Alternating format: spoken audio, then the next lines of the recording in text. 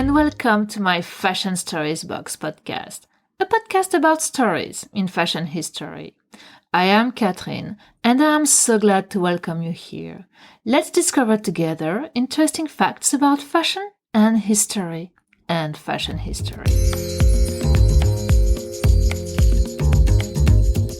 The Middle Ages are not the funkiest period, especially when it comes to fashion.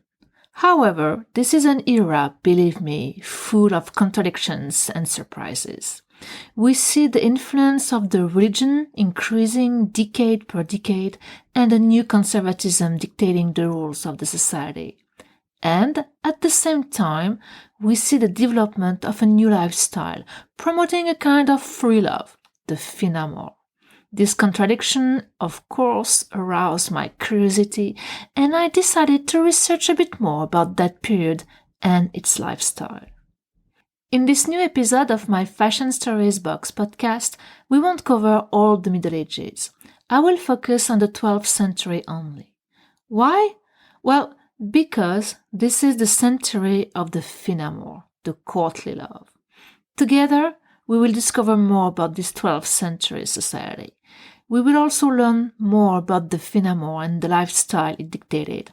And together with Eleanor of Aquitaine, Queen of France and then Queen of England, sponsor of minstrels, and maybe the most powerful woman of that time, we will look at the way people used to dress and how fashion was significant of their time. I don't know about you, but I always associated the Middle Ages with a backward society through the development of a religious fanaticism. The main color I associate with that time is black, and it seems I am not the only one, as the Middle Ages are commonly referred to as the Dark Time. It's a period of plague, witches, the church, crusades, no medicines. Well, at least these are some of the many stereotypes I had about that time. However, as everything, the Middle Ages weren't that black and white time our history books wanted us to believe. It seems the Middle Ages were more colorful and free than we are tempted to think they were. Not to deny it was a period full of contradictions, of course, and I am here to review my stereotypes and maybe yours too. The Middle Ages are said to start around the end of the 5th century and to end around the end of the 15th century. Historians link the beginning of the Middle Ages with the fall of the Western Roman Empire in 476, or for others with the christening of Clovis, king of the Franks, in 496, and it ends with the period of discovery, notably the discovery of the Americas by Christopher Columbus in 1492, or for some with the Ottomans taking Constantinople and ending the Eastern Roman Empire or Byzantine Empire in 1453. And to show the medieval period is not a uniform succession of 10 centuries during which nothing happened until the 15th century, historians also divided into two main parts: the First Middle Ages from the 5th century to the 11th century, and the Second Middle Ages from the 12th century to the 15th century. The period I will focus on is part of the Second Middle Ages, the 12th century. I will come back to that Second Middle Ages or High Middle Ages in a future episode of my Fashion Stories Box podcast, as this Second Middle Ages are also very interesting regarding the birth of fashion. But more on this later. The 12th century is an interesting century by itself. In Europe, this century is considered as a rebirth century.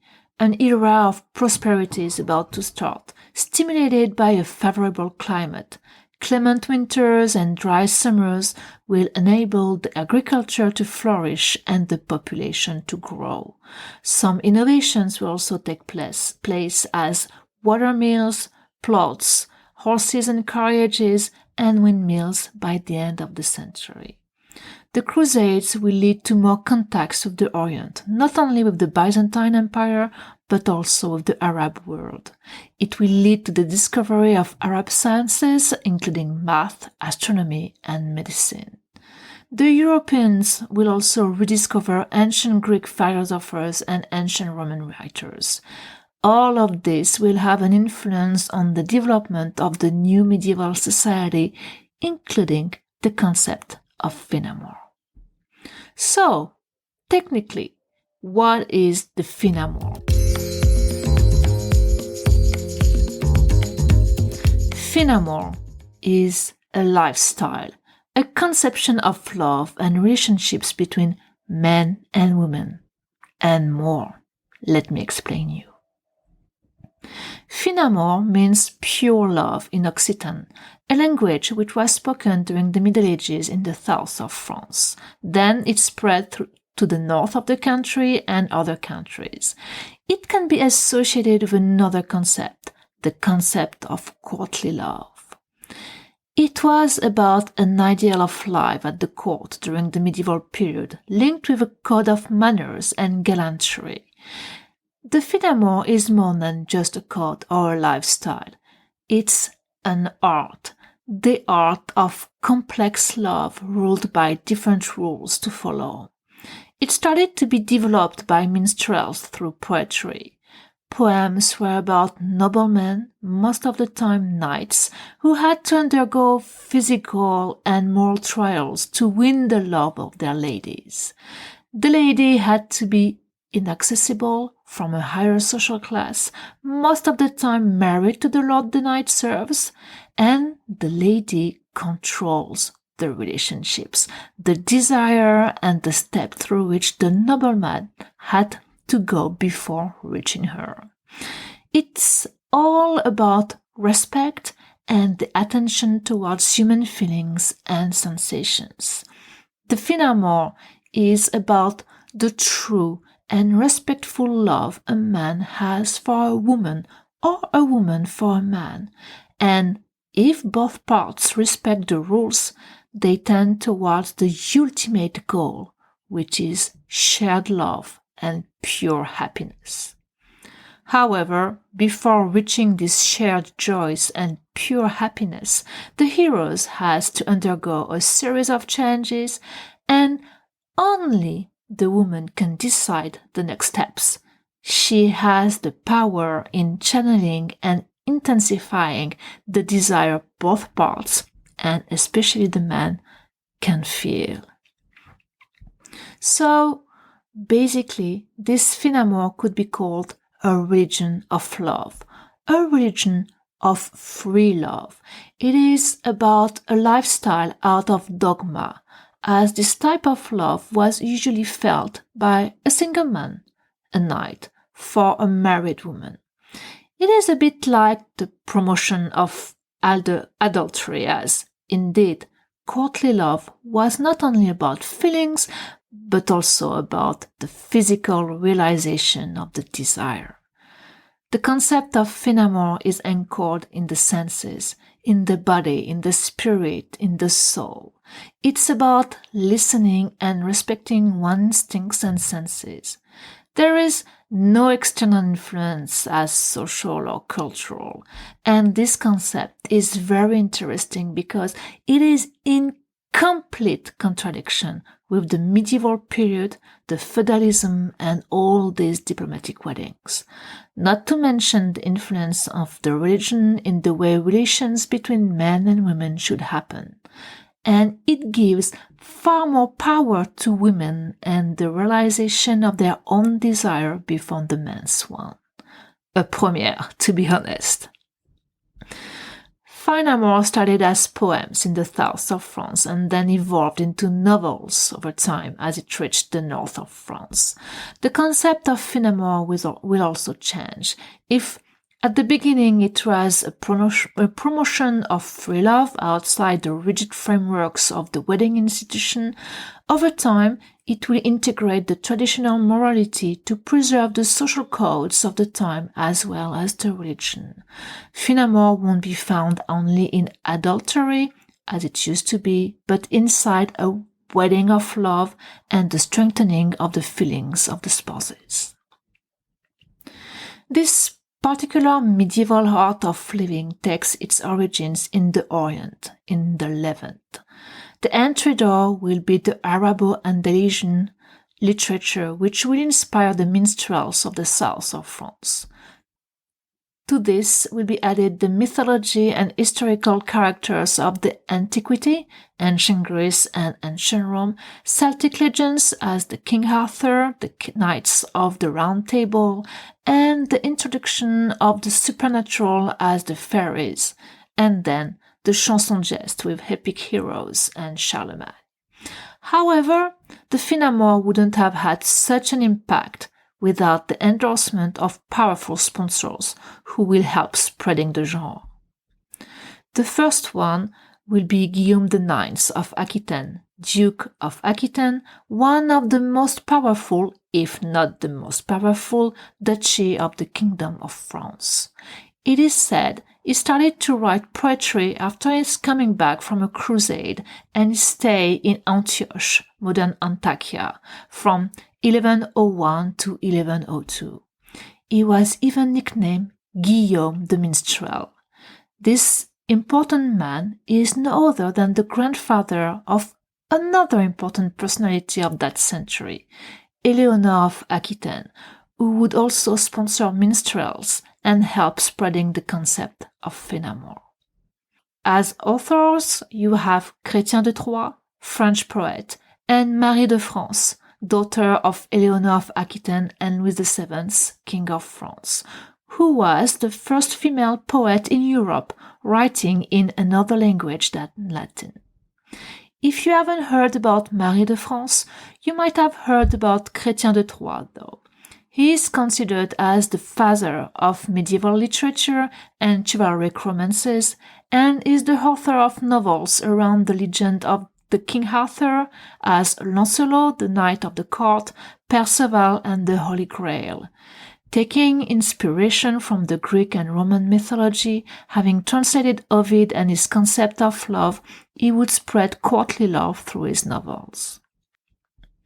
If the names of King Arthur, Lancelot, or Guenièvre don't ring a bell, then maybe Tristan and Iseult, a medieval chivalric romance told through different variations during the 12th century, would, as it is all about courtly love too, and considered as the epitome of the genre. I mentioned a very powerful woman who acted as a sponsor for fin amour, Eleanor of Aquitaine. In France, we know her as Aliénor of Aquitaine. As we saw, her grandfather was already versed into poetry. Who was she, and why does her name may remind you something? Eleanor of Aquitaine was born around 1122 and would die around 1204 at the beautiful age of 82 years. Dates or even venues of her birth or death are not precise because at that time events like that weren't registered in the same strictness as today. Her father was Guillaume X, Duke of Aquitaine and Count of Poitiers, and her mother was Aliénor of Châtellerault. The Duchy of Aquitaine at that time represented almost half of the Kingdom of France. Little Eleanor was coveted by many, as you can imagine. The court of Aquitaine was also one of the finest of the 12th century, even more prestigious than the one of the King of France. Eleanor would be raised as every noblewoman of her time. She would learn Latin, literature, music, horse riding, and hunting. She would be bathed in the poetry of the minstrels and in courtly love, luxury, and beauty. However, Eleanor of Aquitaine is better known as the woman who married two kings. She first married Louis VII, King of France, in 1137, with whom she would have two daughters and from whom she would divorce several years later. Indeed, the two spouses didn't really get along.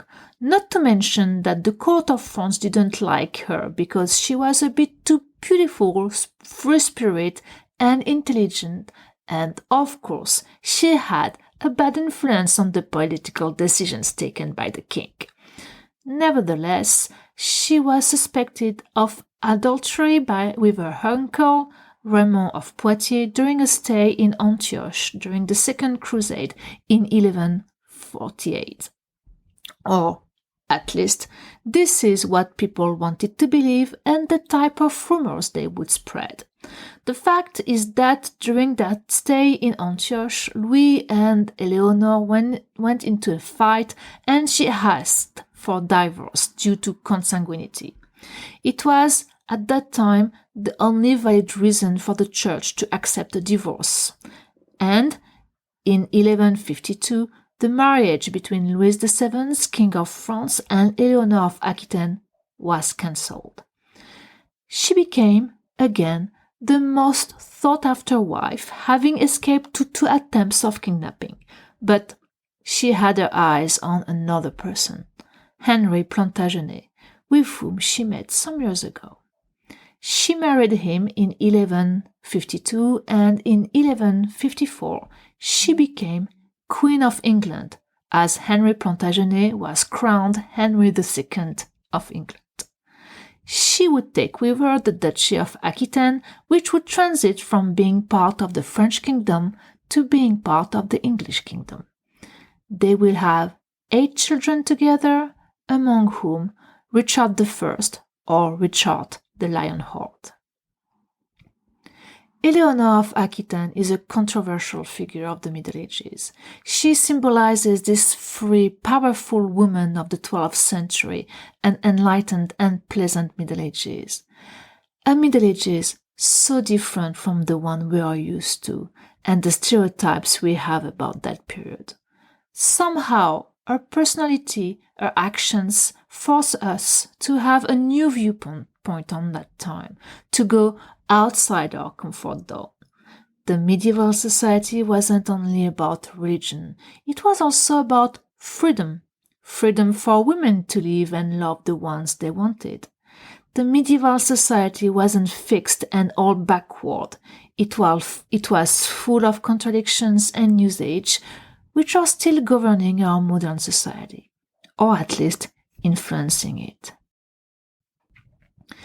Let's jump now to the main question of our episode. How did we dress at the time of Eleanor of Aquitaine? What was the fashion of the 12th century?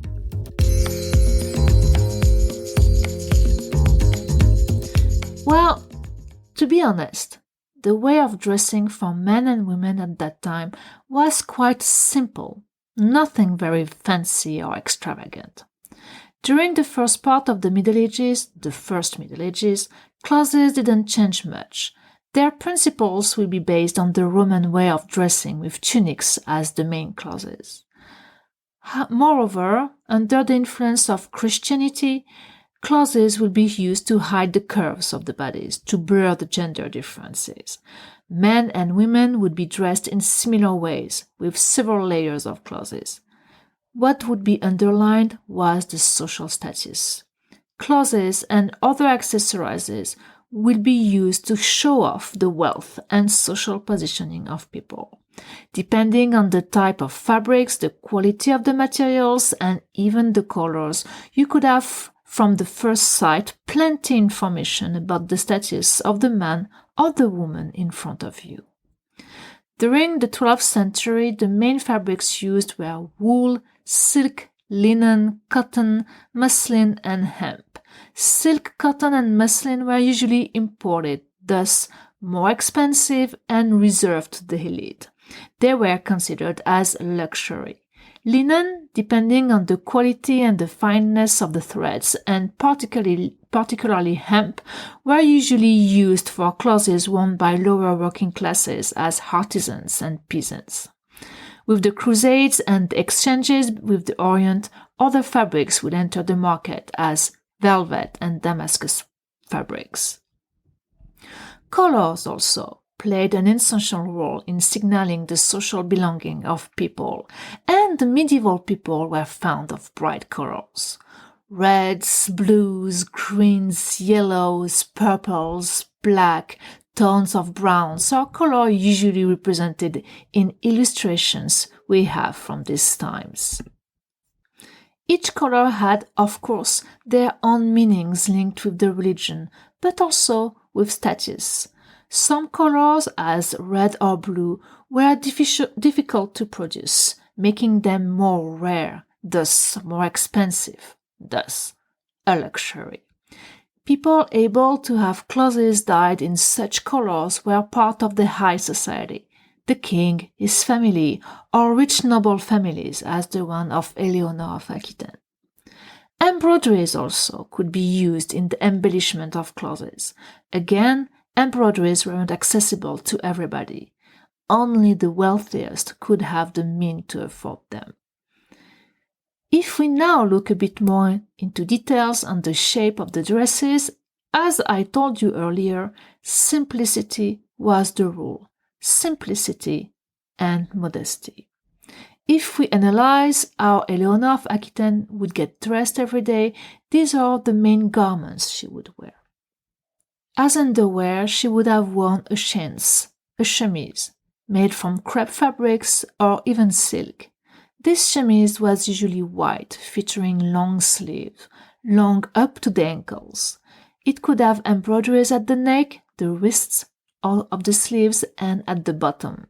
She might have draped her breast in a muslin piece of fabrics, acting as a bra. And she might have not, but she wouldn't have worn a corset. She would have completed her undergarment with some stockings in linen, wool, or silk she would have tied at her legs, just under the calf, with a sort of garter. It seems that this chemise could also have been worn alone, without another tunic on the top, especially during the summer months or as an indoor dress. On the top of this first tunic, Eleanor of Aquitaine would have worn a second one, the bliot. This bliot acted as a gown, and the main characteristic of it was the sleeves. Indeed, representations of that time show very long and large sleeves. The ones of the bliot were fitted at the beginning of the arms and then would gain length and width to reach the floor. A visual effect was researched with the sleeves. Usually the sleeves of the undertunic were slim, fitted to the arms, while the ones of the outer tunic, the bliot, were larger and longer, showing the undertunic sleeves. The bliot sleeves could feature pennant cuffs, wide cuffs, or could be narrow at the top and then flaring up to the floor. The general silhouette obtained with these two pieces of garments was a long and lean one, no extra volume added under the skirt to put the emphasis on the hips or the waist, for example. However, what we can notice from the 12th century is that the silhouette started to be more fitted at the torso. More tailoring was involved. This fitting aspect was achieved with a lacing on the sides of the bliot or in the back of it. The bliot itself was done in different types of materials. As the most powerful woman of her time, Eleanor of Aquitaine would have access to the best fabrics at her disposal: silk, wool, linen, brocade, damask, velvet, dyed in the fanciest colors and embroidered. Her sleeves would have been long and wide, underlined with embroideries or with fur. On the top of the bliot, women would generally wear a belt. The belt was used to tighten the tunics at the waist level to ease the movements. Then the belt started to be used to hang other accessories as a purse or keys. Handbags weren't a thing at that time, and having everything around the waist at hand's reach was quite handy. The belt was usually long, closed with a buckle or a knot, with a part hanging in the front. As outerwear, Eleanor of Aquitaine would have worn a mantle, a long cape garment fastened with a ribbon. The mantle could be lined with fur or decorated with fur elements. She would have worn this mantle to travel or to horse riding together with a pair of gloves. The main hairstyle of the time for women was to have their long hair separated by a part in the middle and braided into two long plaits hanging in the front. The fashion of that time dictated to have braids as long as possible, almost reaching the floor, and extra hair could be added as extensions to reach the desired length. Ribbons could be added in the braids and the hands could be decorated with jewelry clasps. On her head, Eleanor of Aquitaine would have put a veil, and on the top of her veil as Queen of France, then Queen of England and Duchess of Aquitaine, she would have worn a crown. Veils could be worn in different manners, loosely put on the head and fully hanging on each side and in the back, featuring a band at the forefront draped in on the shoulder, crossed under the chin. In some sculptures, you can notice a piece of fabrics going from one ear to the other and under the chin. This was achieved with a linen band. It was here to only show the face of women as an act of modesty. Another fashionable veil styling was called the wimple. It was a fine scarf of white linen or silk aiming at covering the neck.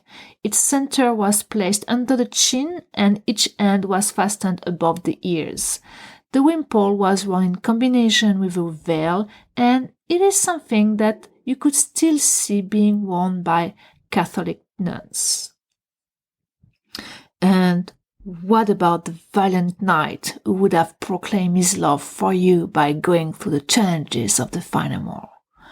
How did he dress? As he would have get ready to take your colors during the upcoming tournament and prove his courage to his lord and lady, our valiant knight would have put on his underwear, composed of a chains, as for women, a long tunic with his braquet, the ancestor of men's underpants. He would have then put on his chausses, the ancestors of the pants, and his bliot, a long tunic up to the calf or the ankles, open in the front and in the back to allow easier movements.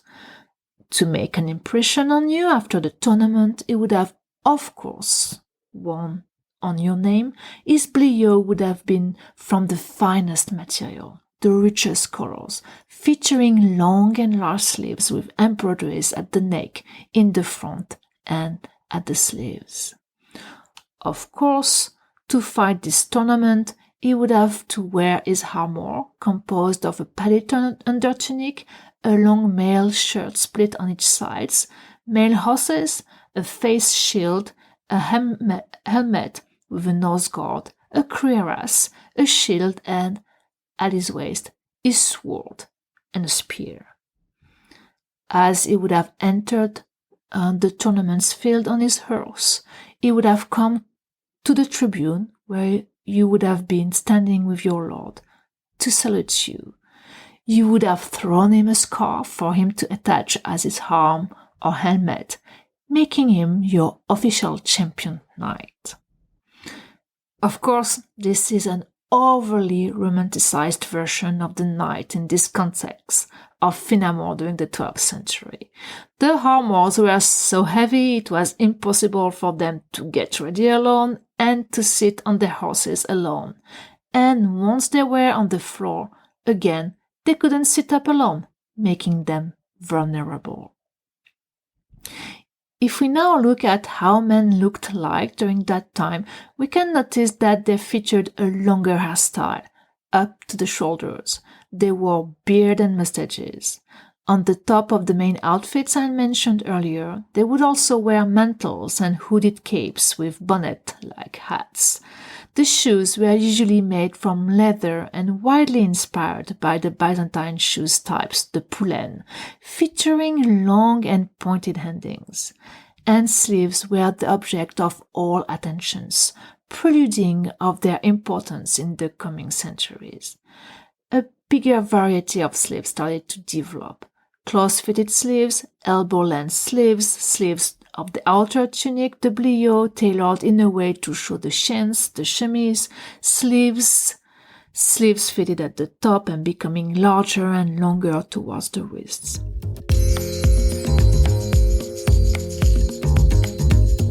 The 12th century and its phenomenon or art of living might not be the most important part of the Middle Ages, especially when it comes to dresses.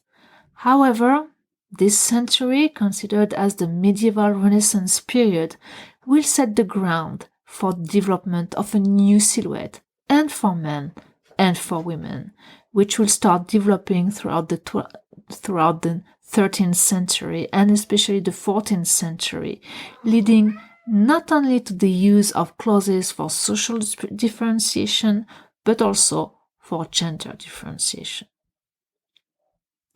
Thank you for listening. I hope you enjoyed this episode of my Fashion Stories Box podcast dedicated to the Middle Ages, the courtly love and fashion during the 12th century. I hope this episode made you review this period and the stereotypes you might have about the medieval people. Feel free to subscribe to the podcast wherever you listen your podcast, to connect with me on Instagram and Facebook to complete the podcast with some visuals. And if you like my podcast, feel free to leave a comment or a review. I would really appreciate it. I am Catherine, and this is my Fashion Stories Box podcast, a podcast about stories in fashion history. See you next time for a new Fashion Story Box.